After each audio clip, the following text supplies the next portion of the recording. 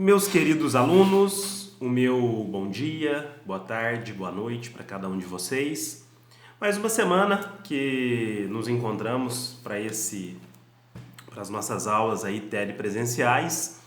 E essa semana a gente conclui o nosso estudo sobre a tripartição dos poderes no âmbito da nossa Constituição. Lembrando que já vimos um pouquinho sobre o poder executivo. Na semana passada nós abordamos o poder legislativo e nessa semana a gente conclui o nosso estudo abordando o nosso poder judiciário. E é interessante que toda vez que nós falamos em tripartição dos poderes, e aí é importante a gente frisar bem essa questão, primeiro para quê? Quando a gente fala em tripartição dos poderes, é justamente para reforçar a ideia que nós temos de Estado democrático de direito e de constitucionalismo moderno, no sentido de termos três poderes que são independentes e harmônicos, justamente para que o poder ele não seja concentrado nas mãos de uma única pessoa. Então a gente tem o poder executivo responsável por executar as leis, responsável pela administração. Nós temos o poder legislativo responsável pela criação, pela elaboração das leis e temos o poder judiciário justamente para ir de encontro à questão jurisdicional, para garantir que as leis sejam cumpridas principalmente por parte da administração pública. Então, a ideia central do Montesquieu nessa questão de tripartição dos poderes é justamente para impedir um Estado absolutista onde o poder estaria concentrado nas mãos de uma pessoa só. Por isso que a gente tem toda essa divisão dos poderes da forma como a nossa Constituição nos traz. E aí interessante também que quando a gente tratou das cláusulas pétreas, lá no artigo 60, parágrafo 4º da Constituição, a separação dos poderes, lá no inciso 3º, é alçado à condição de cláusula pétrea. Então não existe a possibilidade dentro do nosso Estado democrático de direito de termos uma proposta de emenda constitucional que altere essa questão da separação dos poderes como nós temos hoje disposto na nossa Constituição. Então vamos lá. A gente vai falar hoje um pouquinho sobre a questão do poder judiciário. E é interessante que o poder judiciário ele é baseado na hierarquia dos órgãos que compõem o poder judiciário, formando o que nós chamamos no âmbito judicial de instâncias. Por isso que nós temos primeira instância, segunda instância e temos as instâncias superiores. Superior Tribunal de Justiça, o nosso famoso STJ, e o nosso famoso STF, Supremo Tribunal Federal, que é o responsável pela guarda da Constituição. Qual que é a diferença entre STJ e STF? O Superior Tribunal de Justiça, ele é o responsável pelo julgamento de recurso especial que aborda questões referentes a matérias infraconstitucionais. O Supremo Tribunal Federal, que é quem exerce no âmbito do Poder Judiciário a guarda da Constituição, ele faz o julgamento de recurso extraordinário. E aí é inclusive o que nós vimos no semestre passado, quando a gente abordou a questão do controle difuso de constitucionalidade. E aí o Supremo ele exerce, através do julgamento dos recursos extraordinários, o controle difuso de constitucionalidade das normas. E interessante quando a gente faz o estudo do Poder Judiciário, e eu estou até acompanhando pelos slides aqui, que nós temos, no âmbito do Poder Executivo e do Poder Legislativo, a gente tem poder executivo e legislativo na esfera federal, municipal e estadual. Já no âmbito do Poder Judiciário, nós não temos um Poder Judiciário municipal, nós temos um Poder Judiciário federal e um Poder Judiciário estadual. E aí, a primeira instância do Poder Judiciário no âmbito das comarcas, elas integram a estrutura do Poder Judiciário estadual, vinculado ao Tribunal de Justiça do Estado. Por isso que cada estado da nossa federação possui um Tribunal de Justiça e uma estrutura de judiciário no âmbito estadual. Então, aqui em Pouso Alegre, nós temos a comarca de Pouso Alegre, que hoje aborda, além dos nossos distritos aqui, a gente tem a cidade de Congonhal e a cidade de Senador José Bento, a cidade de Estiva também, integram a estrutura da comarca de Pouso Alegre, que está vinculado ao Tribunal de Justiça do Estado de Minas Gerais, o nosso famoso TJMG. Então, nós não temos uma estrutura judicial no âmbito municipal, é federal e estadual. E aí, vocês vão perceber que eu coloquei, inclusive, a estrutura que nós temos no âmbito do Poder Judiciário. E aí, interessante que nós temos o Supremo Tribunal Federal, que exerce a função de guardião da Constituição, como a gente falou.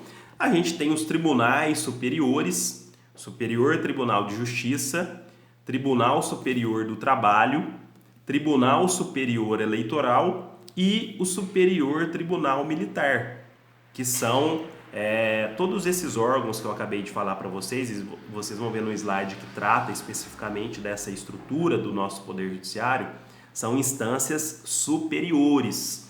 E aí a gente tem primeira e segunda instância no âmbito da Justiça Estadual, Justiça Federal, Justiça do Trabalho, juízes eleitorais, a Justiça Eleitoral e a Justiça Militar. Então nós temos 5 justiças que compõem aqui a nossa estrutura do Poder Judiciário. Basicamente, a gente encontra nos livros a divisão entre justiça estadual, que é a justiça comum, e justiça federal. E aí a justiça federal, ela pode ser a justiça federal comum, que é aquela responsável pelo julgamento de processos que envolvam a União e as suas autarquias, os seus órgãos que compõem a União Federal, e temos a Justiça Federal especializada. Aí sim, Justiça do Trabalho, que julga as causas referentes a questões trabalhistas, a Justiça Eleitoral e a Justiça Militar, que são consideradas justiças federais especializadas. E aí interessante, vocês vão acompanhar lá no âmbito dos slides, que essa divisão da justiça em instância é justamente para reforçar princípios inerentes ao Poder Judiciário que estão dispostos na própria Constituição, entre eles o princípio do duplo grau de jurisdição, que é o que reforça ainda mais a questão de Estado democrático de direito. Por quê? Porque quando você tem uma decisão emanada do Poder Judiciário, você pode recorrer dessa decisão para a instância superior, justamente no sentido de propiciar ao litigante, aquela pessoa que se encontra envolvida em um processo judicial, o poder do contraditório, da ampla defesa, com todos os recursos que são inerentes.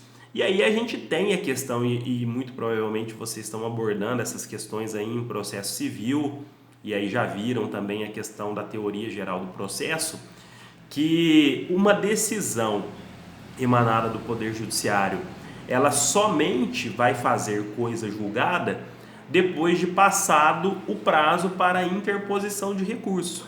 Então, olha só que interessante, o Poder Judiciário, ele está disposto na nossa Constituição, e aí a gente vê, a partir do artigo 92, vários artigos dentro da Constituição que tratam dessa estrutura do Poder Judiciário.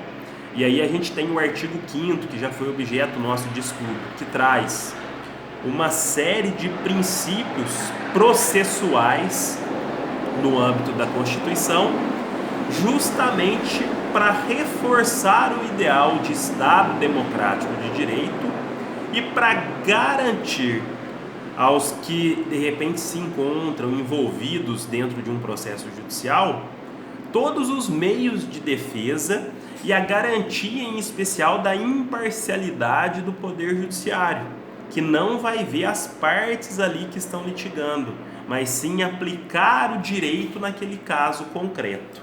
Então, eu nem vou me ater aqui na aula de hoje no que diz respeito a questões processuais. O que a gente precisa estudar no âmbito constitucional é essa estrutura que nós temos do Poder Judiciário.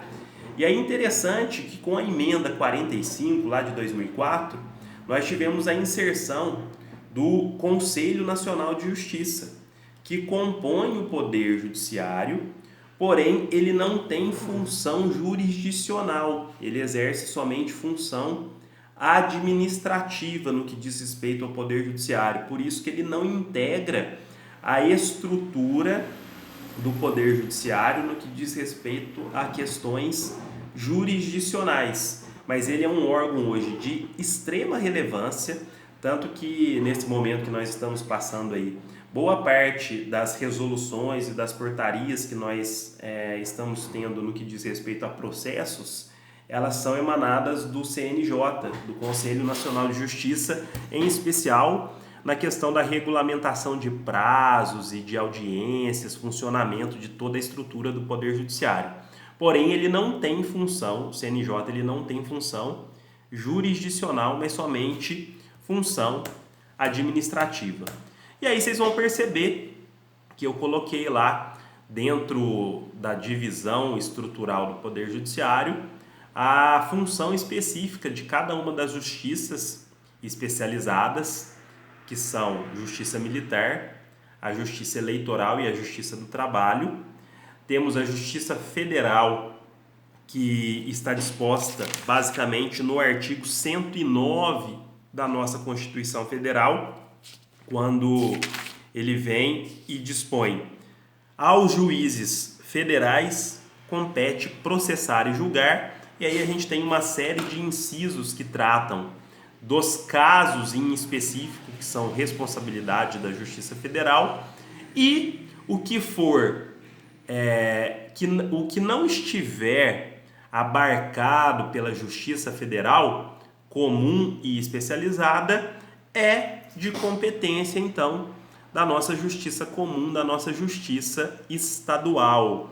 E aí é uma questão de competência residual que nós tratamos. O que não for de competência da Justiça Federal, tanto Justiça Federal Comum e Justiça Federal Especializada, obrigatoriamente será de competência da Justiça Comum Estadual.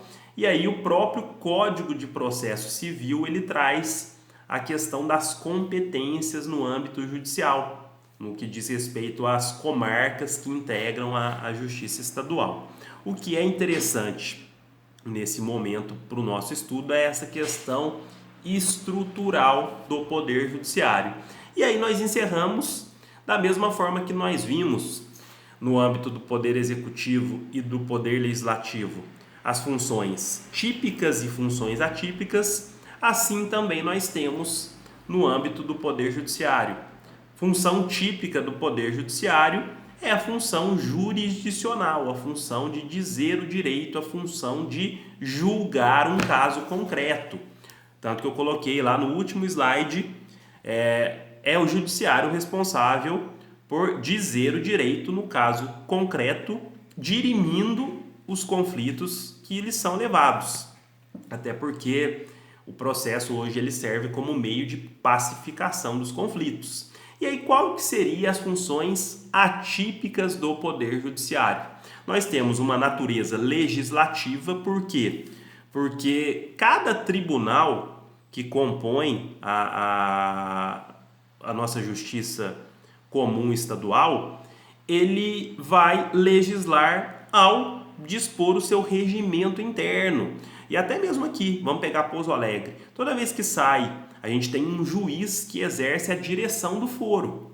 E aí toda portaria, todo ato administrativo deve ser emanado pelo juiz diretor do foro no momento em que ele exerce uma atividade legislativa, função atípica do Poder Judiciário.